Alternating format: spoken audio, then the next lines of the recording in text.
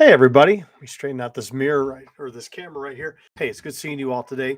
Last night we spent some time at church talking about marriage and divorce and remarriage when we were looking at Matthew chapter 5 verses 31 to 32. Let me just go ahead and read it and we will get right to it. So Matthew 5 31 32 says, "It was also said that whoever divorces his wife, let him give her a certificate of divorce. But I say to you that everyone who divorces his wife except on the grounds of sexual immorality makes her commit adultery, and whoever marries a divorced woman commits adultery." It's a tough passage. It's a tough passage because not because that there is a lack of clarity in what the Bible is saying, but it's a tough passage because we have so redone our definition of what marriage and remarriage and divorce is all about that we end up really um, just kind of coming up against what the Bible has to say, and then we have a problem with what the Bible is saying over against what we're thinking and such. So in reality, we have to make sure that our thinking is grounded in what Scripture is saying, especially for those of us who are Christians and those of us who may have gone through some really difficult times. Before we get into that, I wanted to recommend a book to you. So we were going to get into it, but I wanted to make sure I didn't miss this. So it's a book that I mentioned a little bit last week called "Be Careful How You Listen, How to Get the Most Out of a Sermon." It's by Jay Adams. I commend this book to you. And after we get done with our Sermon on the Mount study, or we may end up breaking it off for a little bit, we may get into a study about that because it's really important for us to be able to listen to what the sermon has to say, and get the most out of it. We really, there's something to that. I'm very thankful for that book. So the key principle of this teaching today is that marriage is between a man and a woman, ideally for life. That's God's ideal. That's what we should be striving for. But yet, in our broken world, God has given outlines for marriage and divorce and remarriage. Two people who come together, neither one of them are perfect. In fact, there are sinful aspects to both of them. Both are sinners as they come into this particular union. So as we go through this, let's make sure we have some important concepts to understand. So first, in verse 31, Jesus is actually quoting from Deuteronomy 24, verses 1 to 4. Deuteronomy 24, verses 1 to 4. Let me read this to you. I don't want to sketch over that at all. I want to make sure that we are getting into what needs to be said, what needs to be looked at. Come on now. Didn't originally, as you can tell, I didn't originally intend to really go over this, but I think it's important.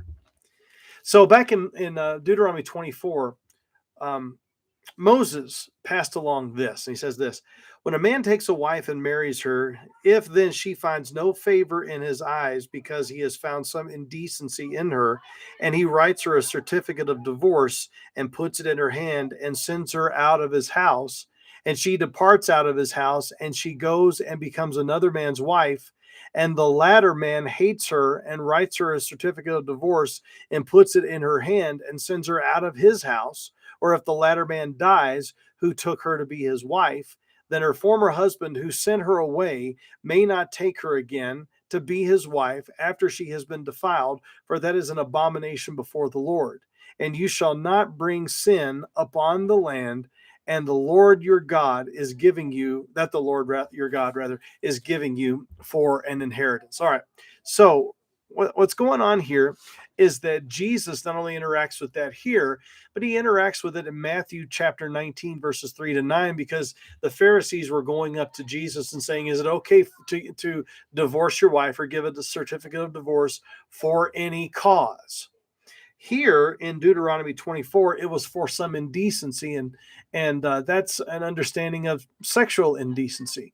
All of the nations that were in the promised land that needed to be taken out of the promised land when God was bringing his people in, they were conducting all sorts of despicable and disgusting sexual practices that God said, you're not supposed to be a part of that. It's a husband and wife for life. That's the ideal. But what do you do if that brokenness ends up occurring? And so Jesus reminded them in Matthew 19, "Hey, haven't you read that God created them male and female, and that what God has joined together, let no one tear apart. Well, then why did Moses give a certificate of divorce? Matthew 19:7. Well, Jesus says, because your hardness of heart, but that wasn't the way it was from the beginning. And then he says in Matthew 5:31 to 32, specifically 32, that any of you who divorces his wife except on the ground of sexual immorality and makes her commit adultery, and whoever marries a divorced woman commits adultery. So what is the Bible here saying about marriage and remarriage and divorce? What is the Bible actually saying?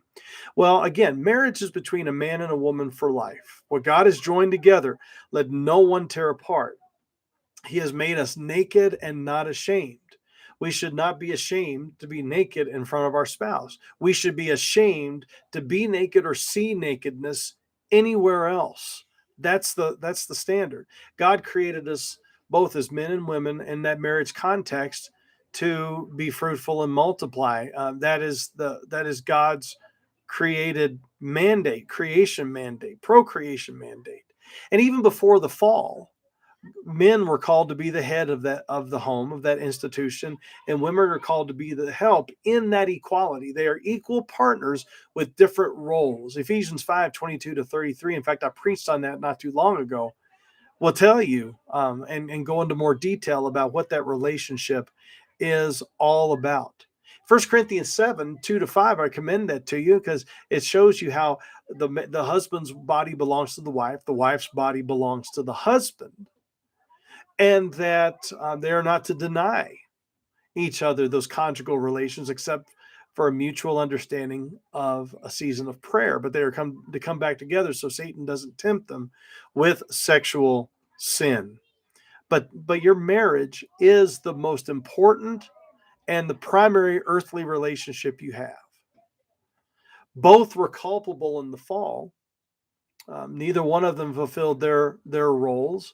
They were both culpable in the fall, with man being the ultimate responsible because he was the one who was, um, he was the one that was called to be the head.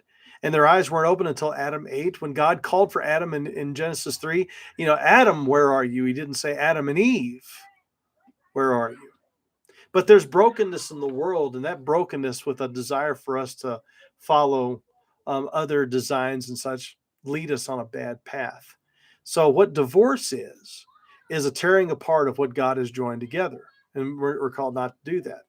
Now, when is divorce permissible? Well, Jesus tells us, and not only in Matthew 5:32, but in another place, Matthew 19:9, which I referred to earlier, is that it's on the ground of sexual immorality.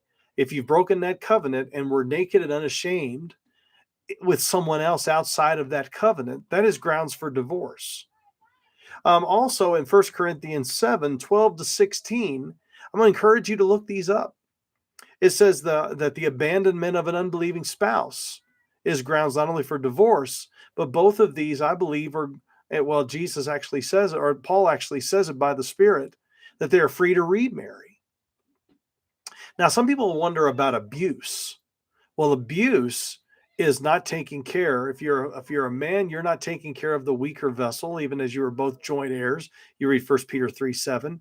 You are breaking a covenant by harming and hurting your wife in that way and your husband in that way. And so if the abuse, specifically if the abuse becomes physical and you're in harm's way, then I don't believe that there's anything there that as pastors and counselors counsel those who are going through that. We must be very careful not to give a blanket statement saying, well, the Bible doesn't specifically say anything about abuse, therefore you're to stay put. That's not what the scriptures are saying.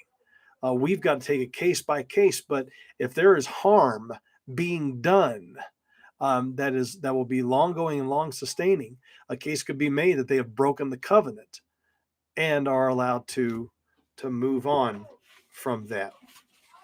So when it comes to remarriage, if there's a biblical divorce, then I think you can biblically remarry. But if it's unbiblical, And what happens is you by divorcing someone and marrying someone else, Jesus says that's committing adultery. Or if you are marrying someone who has been divorced for an unbiblical reason, then you are committing adultery as well. Now, there's two ways that we can look at it as we close our time together. One is that I kind of grew up in a system in church. I kind of grew up in a system, I say kind of, not always, but that it was just easier to say if you've been divorced, regardless of the reason, if you've been divorced, then you are not allowed to do anything. You're a second class citizen, and that was it.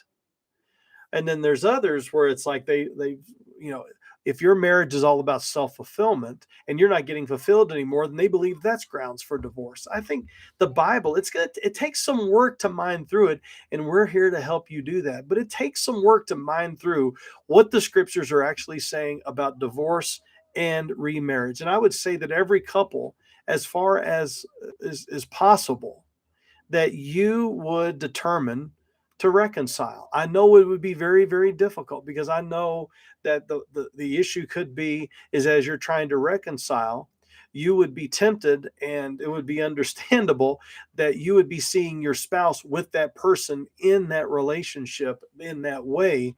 And that would be very, very difficult to overcome. But you need to seek God and really determine, as best as possible, if it is possible, to reconcile, especially if your sinning spouse has been and is repentant and is taking all the steps. You need to have your eyes wide open and your heart wide open to seek God and what He would have for you. So, marriage, divorce, remarriage, not an easy topic to go through, but we certainly want to make sure that we are addressing what the scriptures address and what the Spirit is saying through those scriptures. All right. If you have any questions, feel free to let me know. You can access me through the website, drmattperry.com. But we just want to put that out there and show you what God's word has to say as we are discipled disciples who are discipling. God bless you all. Thanks a lot.